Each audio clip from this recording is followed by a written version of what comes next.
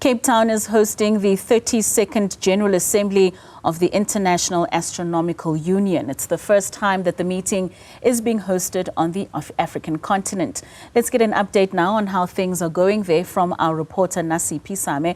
Nasiphi, good afternoon and thank you so much for joining us.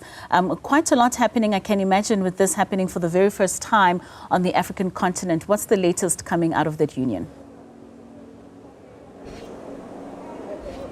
Well, what we will do first is show you just some of the activity currently playing out here at the CTICC, a buzz of activity.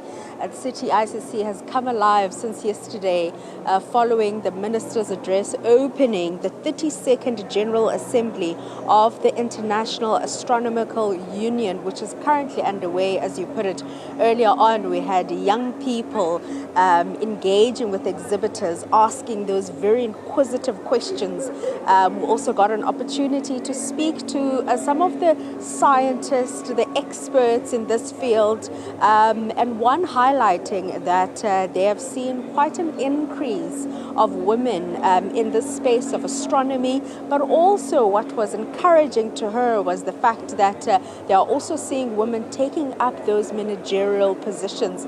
But to talk to us more about the SKA-Low telescope, I'm joined by Dr. Sarah Pearce, and she is the director there.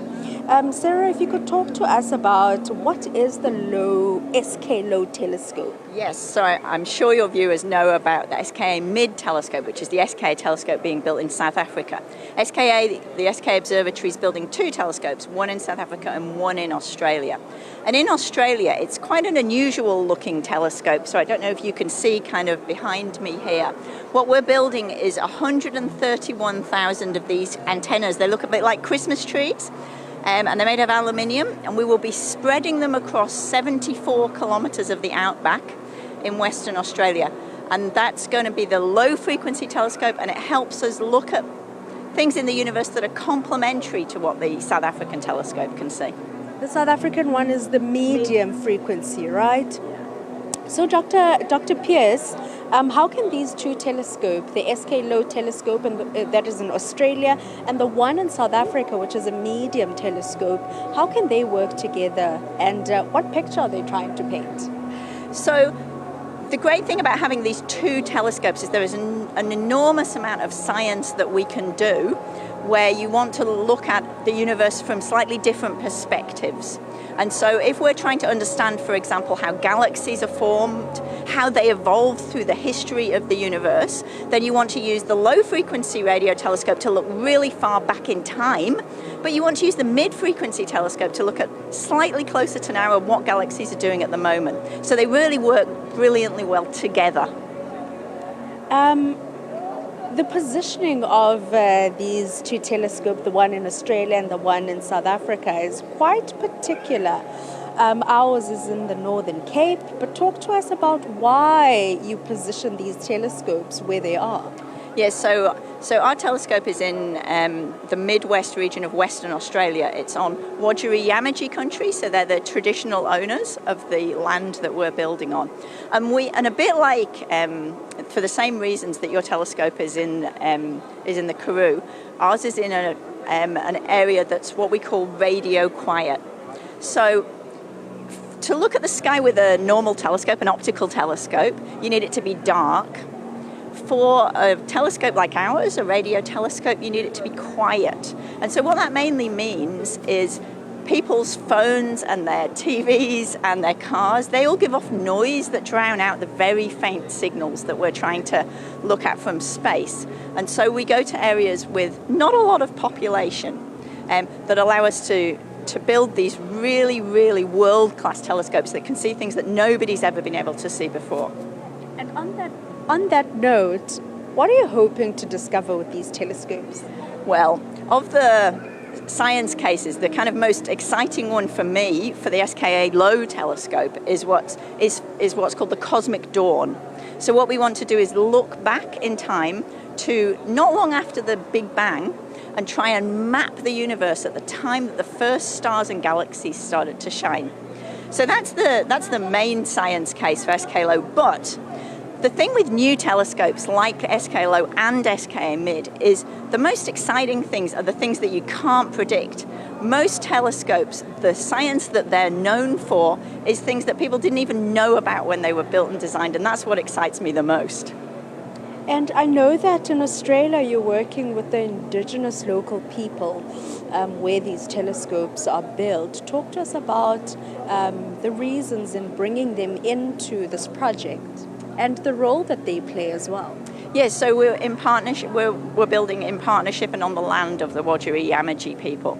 So the Wodjiri Yamaji have been in this area of Western Australia for 60,000 years. They're the first astronomers and looking at the sky, and we're enormously grateful to them for sharing their sky and stars with us. And in fact, they've named the observatory that we'll be building the telescope on. They've named it Inyarimana Ilgari Bundara, which in Wodjiri language means sharing the sky and stars. And I think that's a fantastic start to our 50-year relationship that we'll have as together we build and then operate the telescope. We've seen some young people here. It was quite a busy morning with them engaging with the exhibitors and asking those inquisitive questions. What would you say to a high school pupil looking to enter into the space of science and innovation and rather the space? So we know that astronomy is like really exciting and enormously attractive to students. But what I would say is that it's not just astronomers that we need to make these telescopes work. My team includes engineers, it includes computer programmers, it includes technicians, lawyers, accountants, and so really sort of whatever it is that you're interested in. If you're also interested in astronomy, you can do that, in the astronomy field too. Thank you so much, Dr. Sarah Pearce there from SKA-Low, talking to us about that very interesting telescope there, the work that they're doing in Australia. Now Australia, SKA-Low telescope and the one in South Africa, the medium telescope, will be working hand in hand. What they're looking to discover, and hopefully as the day progresses, we'll be able to catch up with the little ones and hear from them as high school pupils what they think about being in the space, and also perhaps what their contribution would be should they join and take up from people like Sarah. And speaking to one of the experts in the industry earlier on, saying that as much as I mentioned, seeing that gradual uptake of women in the space, however, they are very much excited at the fact that women are not only joining the space, but also, taking up those very managerial positions, and going as far as saying to the young people that are also here that the sky is actually not the limit. There's more beyond it, and encouraging people to not only, join and be scientists and experts, but also to play their role in broadening the horizon and ensuring that Africa and the globe as well contribute to what is beyond the sky, which is matter. Of course, Nasiphi Same, certainly the sky is not the limit when we have those young minds that can bring us some of those astronomical concepts that you are experiencing.